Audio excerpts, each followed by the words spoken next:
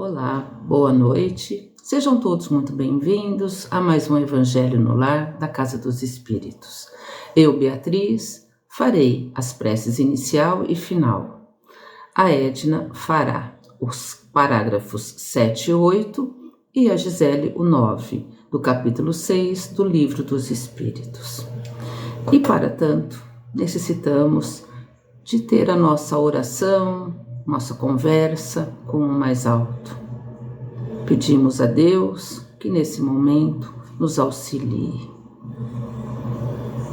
Senhor, hoje e sempre agradecemos por mais uma oportunidade de crescimento e refazimento espiritual, para que a nossa missão seja cumprida.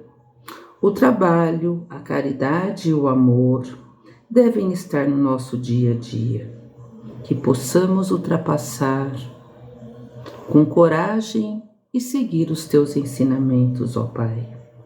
Que Jesus esteja conosco nos momentos de alegria e de dor, nos amparando e nos auxiliando. Oremos e trabalhemos com Jesus sempre, em benefício do nosso próprio eu e ao nosso irmão mais necessitado. Que assim seja. Boa noite a todos, meu nome é Edna, sejam bem-vindos a mais um Evangelho no Lar e dando continuidade ao Livro dos Espíritos, capítulo 6, ensaio teórico sobre a sensação nos espíritos. É a pergunta 257 e nós estamos no parágrafo 7. Esse envoltório tirado do meio ambiente varia de acordo com a natureza dos mundos. Passando de um mundo a outro, os espíritos trocam o envoltório como trocamos de roupa ao passarmos do inverno para o verão, ou do polo para o equador. Os espíritos mais elevados, quando nos vêm visitar, revestem-se, pois, de perispírito terrestre, e desde então suas percepções se operam como nos espíritos vulgares. Mas todos inferiores como superiores não ouvem e não sentem mais do que aquilo que querem ouvir ou sentir. Sem possuírem órgãos sensitivos, podem tomar à vontade ativas ou nulas suas percepções.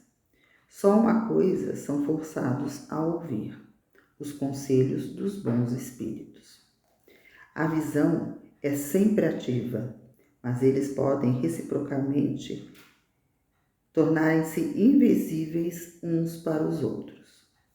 Segundo a categoria que ocupem, podem-se ocultar dos que lhes são inferiores, mas não daqueles que lhes são superiores. Nos primeiros momentos que se seguem à morte, a visão do espírito é sempre perturbada e confusa. Ela se aclara à medida que se desprende e pode adquirir a mesma clareza que durante a vida, independentemente da sua penetração através dos corpos que nos são opacos. Quanto à sua extensão através do espaço infinito no futuro e no passado, depende do grau de pureza e elevação do espírito. Toda esta teoria, dir-se-á, não é nada tranquilizadora. Pensávamos que, uma vez desembaraçados do nosso envoltório grosseiro, instrumento das nossas dores, não sofreríamos mais.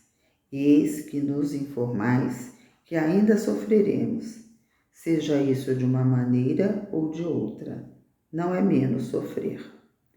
Ah, sim, podemos ainda sofrer, e muito, e por muito tempo, mas podemos também não mais sofrer, mesmo desde o instante em que deixamos essa vida corpórea.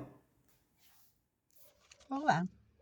Vamos finalizar a leitura do ensaio teórico sobre a sensação nos espíritos, questão 257, do capítulo 6 do Livro dos Espíritos.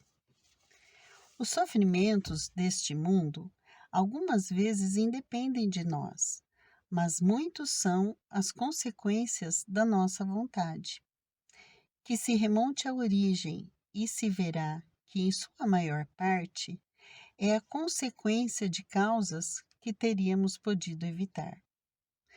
Quantos males, quantas enfermidades deve o homem aos seus excessos, à sua ambição, às suas paixões, em uma palavra? O homem que tivesse vivido sempre sobriamente, que não tivesse abusado de nada, que tivesse sido sempre simples em seus gostos, modesto em seus desejos, se pouparia de muitas tribulações. Ocorre o mesmo com o espírito. Os sofrimentos que suporta são sempre a consequência da maneira que viveu sobre a terra. Sem dúvida, não terá mais a gota e o reumatismo, mas terá outros sofrimentos que não valem melhor. Vimos que esses sofrimentos resultam dos laços que ainda existem entre ele e a matéria. Que quanto mais se liberta da influência da matéria, de outro modo dito, quanto mais está desmaterializado, menos tem de sensações penosas. Ora, depende dele se libertar dessa influência, esta vida. Tem o seu livre-arbítrio e, por conseguinte, a escolha entre fazer e não fazer. Dome ele as suas paixões animais. Não tenha nem ódio, nem inveja, nem ciúme, nem orgulho. Não seja dominado pelo orgulho e que purifique a sua alma pelos bons sentimentos, que faça o bem. Dê às coisas deste mundo, senão a importância que elas merecem. Então, mesmo sob o envoltório corpóreo, já estará liberto, depurado, livre da matéria. E quando deixar esse envoltório, não mais lhe suportará a influência. Os sofrimentos físicos que experimentou não lhe deixam nenhuma recordação penosa. Nenhuma impressão desagradável lhe restará, porque elas não afetaram senão o corpo e não o espírito. Sentir-se-á ter se libertado delas e a calma de sua consciência o isentará de todo o sofrimento moral. Interrogamos milhares de espíritos que pertenceram a todas as categorias da sociedade e todas as posições sociais. Estudamo-los em todos os períodos de sua vida espírita, a partir do momento em que deixaram seu corpo. Seguimo-los passo a passo nessa vida de além-túmulo, para observar as mudanças que neles se operavam em suas ideias, em suas sensações, e sob esse aspecto, os homens mais vulgares não foram os que nos forneceram materiais de estudo menos preciosos.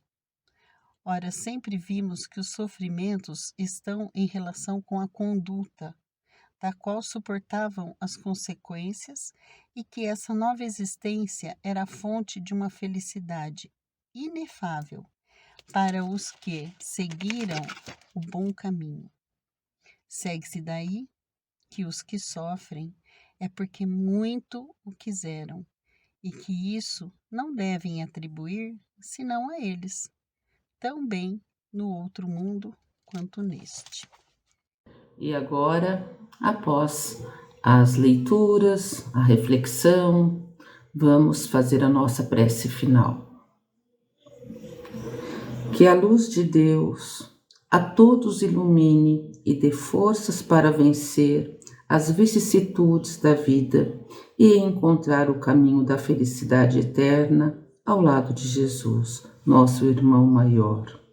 Que assim seja.